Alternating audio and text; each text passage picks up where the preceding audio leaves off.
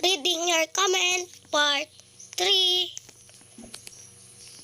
So, may mga nag-comment ba? Hindi sasabihin. Ano pa ba?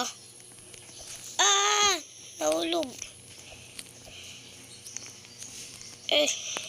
Yan. Pang isa. Kuya, bit hindi kami bagay. Kami din naman at tao kami. O, diba? Comment nyo nga kung tama ako.